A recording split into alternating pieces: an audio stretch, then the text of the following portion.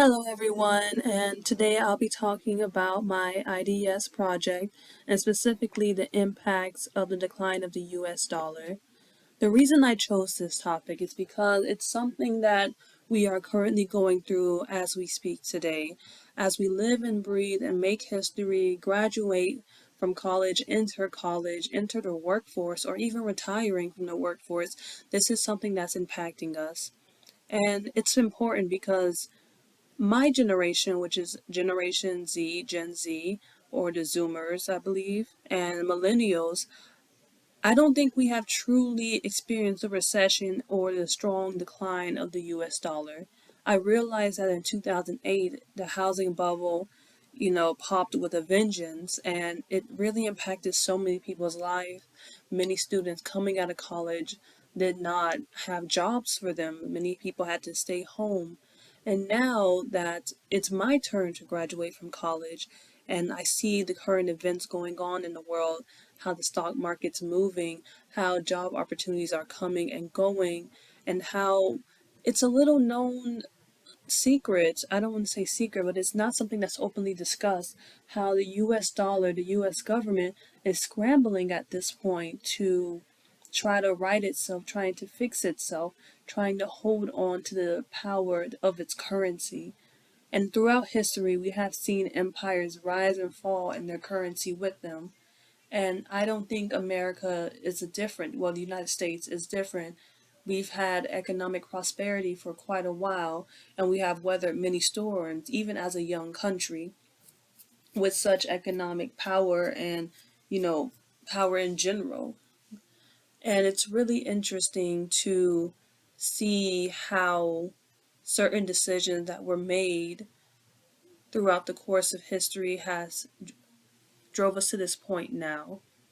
Throughout this video, you will not see too much imagery of money or of buildings falling or of any apocalypse that you would think that will happen when a currency falls in a country.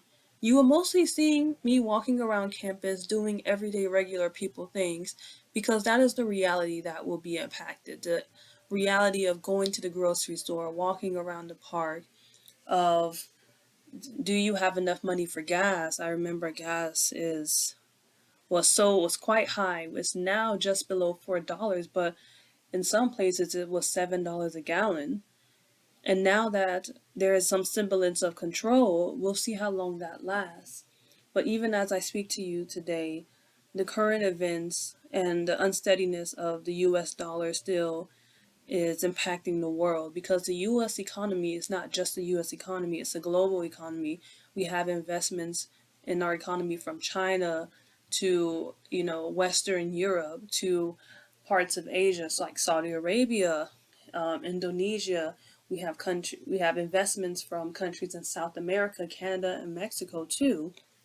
And this is important because if the US dollar drops or does a very strong decline, it's not just our economy that will be affected. It will be a global economy that's affected.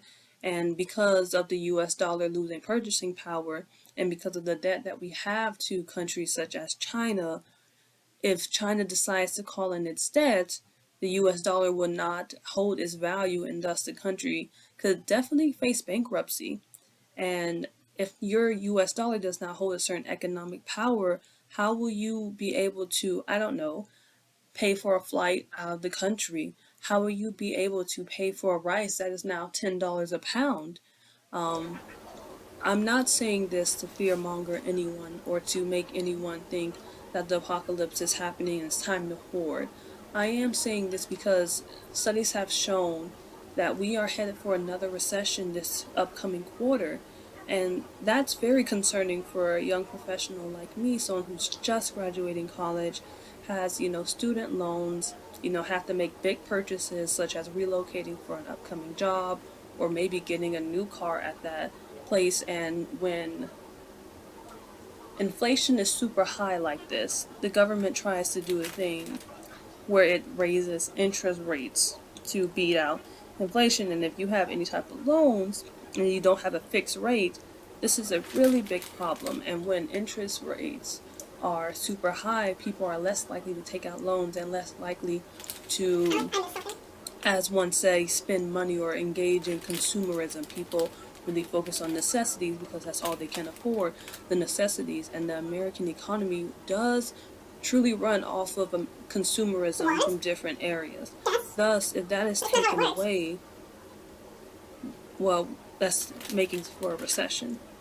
And another point I would like to make, COVID-19, the pandemic, really did speed things up that maybe would have happened in the next 5, 7 years to happen in within 2 years.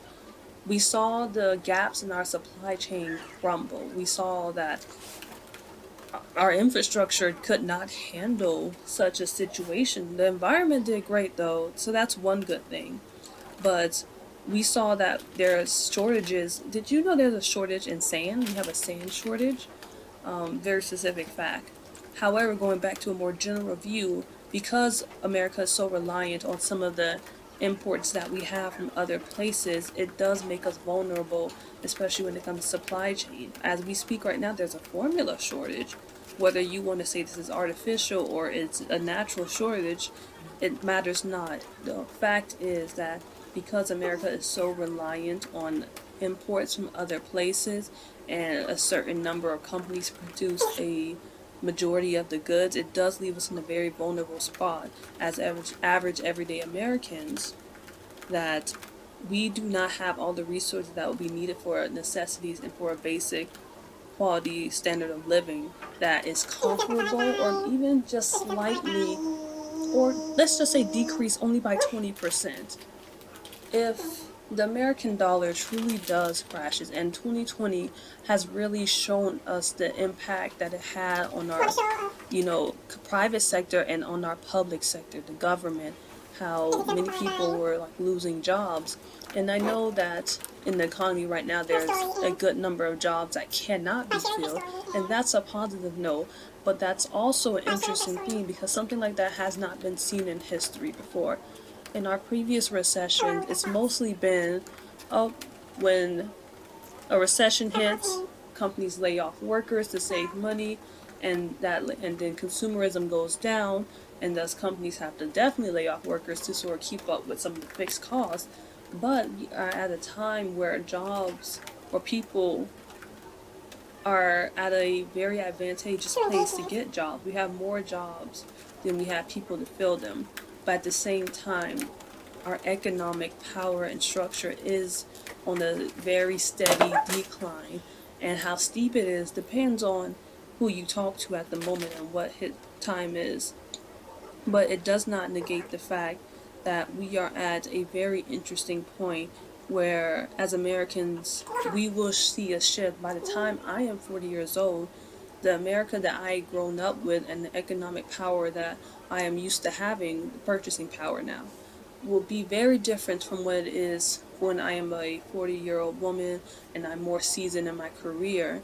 And it does make me wonder, if this is not if there's no precedent, how do we combat this? How does someone in my position, someone who's maybe that 40-year-old man or woman, how do they combat this? How do you navigate this?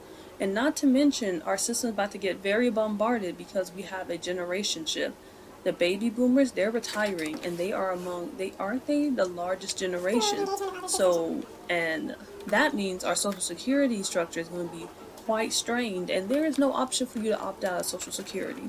Thus, we are going to have more older people in the retirement phase and not as many young people joining the economic or joining the job market as before. So thus, there would be a strain on Social Security, aka the government, on how to pay them out, how to pay out those funds without incurring more debt. And the more debt that is incurred, what does that mean? That means, well, we don't really have sound money to back up the money that we have right now. So that's why inflation is at an all-time high.